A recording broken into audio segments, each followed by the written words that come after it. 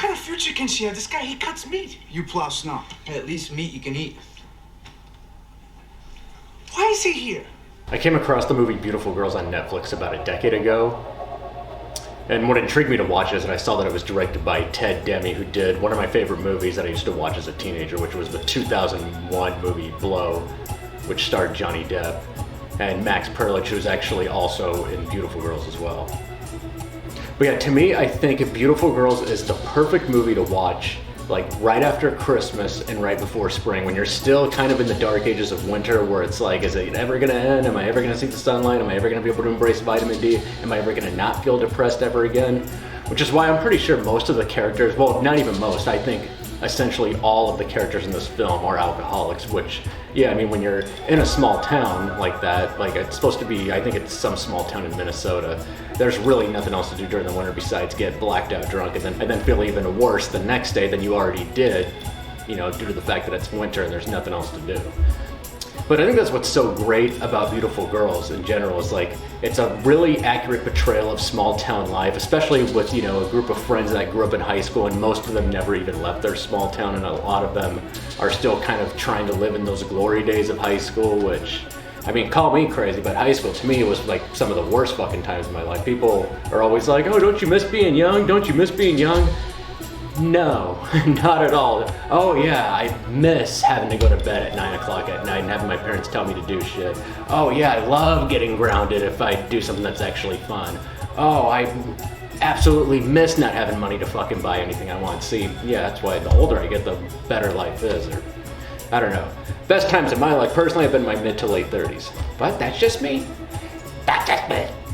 But yeah, I think what makes Beautiful Girls such a fun movie to watch for me is that like a lot of the dialogue is very realistic, and I love that the storyline's not too overly convoluted and it's just very realistic. You know, it's essentially Willie Conway, the main character played by Timothy Hutton. He is like kind of at a weird crossroads in his life. He's going back to his hometown for his 10-year high school reunion, and even though he has like the goddess of a girlfriend and like the perfect woman, at least in my opinion, like he's still unsatisfied like most douchebags like him, because he's actually a pedophile. And that's one of the things I didn't like about this movie, actually, is like everything about it's so great except for the fact that Timothy Hutton's character is a total full-on fucking pedophile. I mean, like, he has this weird obsession with Natalie Portman's character, which Natalie Portman is honestly like probably the best actress in the film. I mean, everyone does a pretty decent job, but her performance, I think, stood out the most. You know, even about her character in the film, she says, I'm an old soul, and you can just tell with her performance, especially at a young age, that, yeah, I think in real life she probably is an old soul. But yeah, it's just so creepy that he's pining after this 13-year-old girl when he's in a relationship with, like, a beautiful, smart, funny, successful, loving woman back in New York, where he's been living ever since he left high school, apparently. But a lot of the characters are dealing with, you know, relationship problems in their own ways. I mean, you know, then there's Matt Dillon's character, who is in a relationship, but he's also cheating on her with his high school sweetheart, who the high school sweetheart is cheating on her husband with him. And then Michael Rappaport's character, like, is trying to get back with his ex-girlfriend, which is played by Martha Plimpton, famously known from The Goonies, probably the only other good movie she was in besides this one. But yeah, just, you know, the trials and tribulations of love and relationships, commitment. And I think, yeah, of all the characters, the only character in this film who's actually seemed to be content, besides Kev, played by Max Perlich, favorite character, Noah Emmerich, like, who plays Mo, yeah, he's happily married with 2 kids, and he seems to be the only person who's content and not constantly trying to fucking figure out the meaning of life. Which, don't get me wrong, I mean, there's nothing wrong with pondering life's, you know, questions and its existence and just existentialism in general, but it's... Take your time, sound it out. Like, don't let it ruin your life. Maybe that's the meaning of life. Don't let the meaning of life, finding the meaning of life, ruin your life. There, I just solved it, I'm perfect. Sign me now, Hollywood. What I really love about the group of friends in this film is I feel like I love how brutally honest they are all with each other. Like, they're all really trying to help each other out with their own issues and everything. And I just like how they don't hold grudges against each other. Like, they can be upfront and honest about what they think about, you know, what kind of issues they're going through or what they're doing wrong in their life, as opposed to just like, oh, you called me out on something, I'm just gonna let it ruin the rest of my life and just be a piece of shit and hold grudges against you and write you a 3-page long message on Facebook. Not that that's ever happened to me. Has. There really is something romantic and idyllic about the whole vibe of like a small snowy town and that kind of disheveled bliss that alcoholism can bring in the winter to a certain degree. You know, as long as you're not going to do it every single day for the rest of your life, and just for a brief moment of time, depending on the time of the year. Because yeah, my favorite parts in this film are basically every time they go to the, like, anytime they go to the local bar. Which, man, if you're trying to not drink, good luck watching this movie. This movie is essentially alcoholism porn. You know, it's funny because, yeah, Lauren Holly plays Matt Dillon's, like, ex-girlfriend in this movie, like, ex-high school girlfriend. And, like, it's just crazy because this came out only 2 years after Dumb and Dumber, but, like, I don't know, she just looks so drastically different. And as gorgeous as she is, I honestly don't think she's that great of an actress.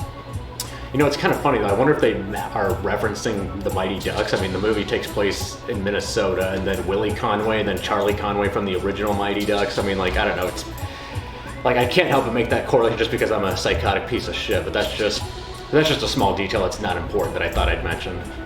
You know, anything to help you, the viewer, sleep at night. But yeah, to me, I think this is a very rewatchable movie. I mean, I end up, like, ever since I first saw it 10 years ago, I try to go back and rewatch it at least, like, once a year, like every other year, like particularly in the winter, you know, like I said, you know, after Christmas and before spring.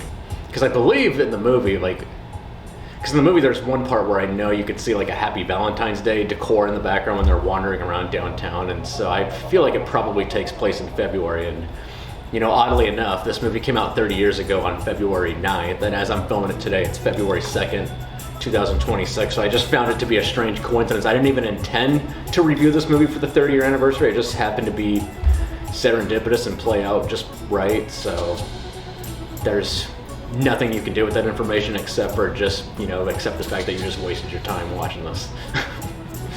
But in all seriousness, yeah, you know, check out Beautiful Girls, directed by Ted Demme if you haven't. Great cast, great soundtrack, funny parts, but also dramatic, you know, maybe a little bit of creepiness, but still, just, it's Hollywood. That's, yeah, I mean, what do you expect? The Weinstein brothers were involved with this. Alright, thanks for tuning in to Blackout Video, formerly known as Wolfgang Video. Until next time, check out these video memes. I'm gonna go hang myself.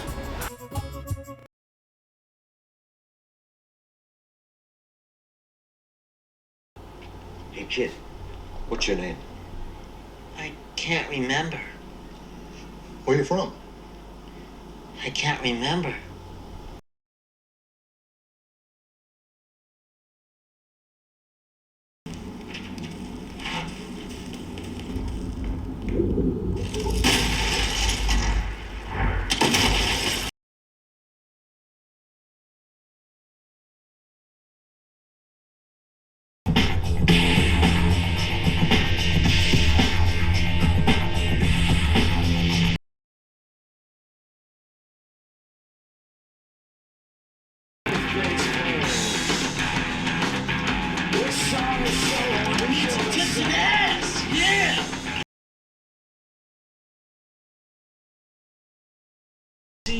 I'ma fuck this bitch, I'ma fuck this bitch.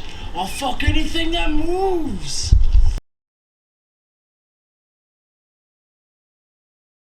Now it's time to head over to Atlantic, drink some beers, get ripped, and hopefully get laid. 170. Someday I will kill myself. Not tonight, I'm fine, but...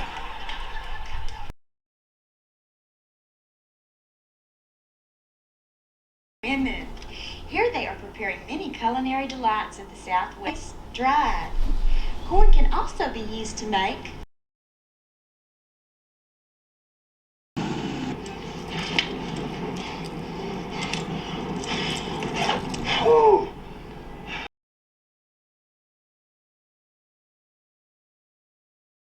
So what's it to you, butthead? You know, you've been looking for a